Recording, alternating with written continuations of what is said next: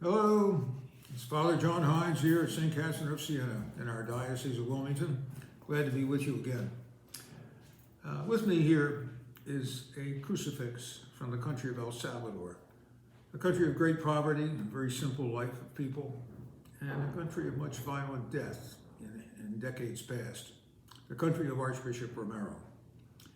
And I wanted to comment on today's gospel, the story of the rich young man when Jesus said, "If you would be perfect, go sell everything you have, give it to the poor, and then come follow me." And his face fell, and he went away sad. Jesus had called him to a life of complete poverty. He did not call everyone to that. And even with his apostles, some of them we know were married, and so he could not have called them to leave children, wife, goods behind completely. But he called this young man.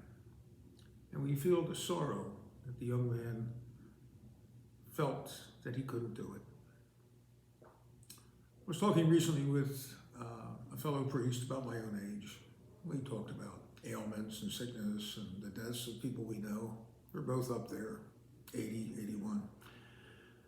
And we got talking about how Pope Francis, from the very beginning, has said that he wants a poor church, meaning especially a church which is there, all its members, there for the poor and the mistreated and the abused and the forgotten.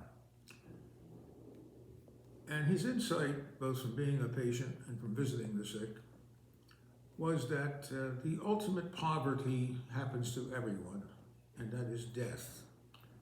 And often the time leading up to our death, when we may be alone, separated from the people close to us, isolated, perhaps enduring pain, having lost the full, clear use of our mind.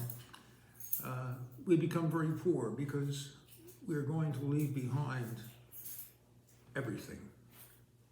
So what Jesus invited the rich young man to give up his possessions will happen to all of us. And so the calling to the rich young man is not different from our calling as disciples, only in degree, only in timing. In fact, none of us can live as a Christian if we intend to be possessed by our possessions, because it's the very possessions that possess us which we must let go and leave. We did not create ourselves. And there's something greater than ourselves that we were made for. We were made for God, for the fulfillment that only God can give. So to have sought our fulfillment in possessions in this life would be the greatest mistake. And that's why Jesus warned so often about how difficult it was for the rich to enter the kingdom of heaven. But the question is not how much possessions do I have, but how do I invest my possessions? Do I invest my possessions in order to get more possessions, to get more and more property and money? People buy boats, second houses, third houses.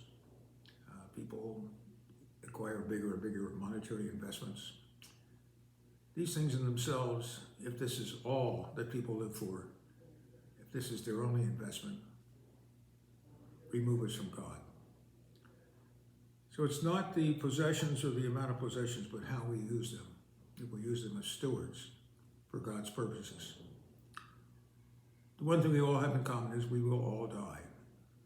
And if we can all remember that I did not originate myself and I am not made for myself but for God, that will help us to find the right path to go with what belongs to us.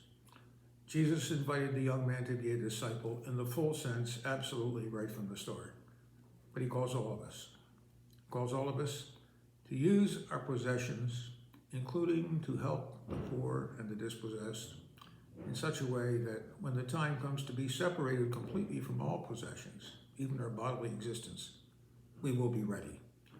We will not go away sad. Good to be with you. Let's all use the gifts that are given to us this week and always for the good that God intended, our own good, our families, and others.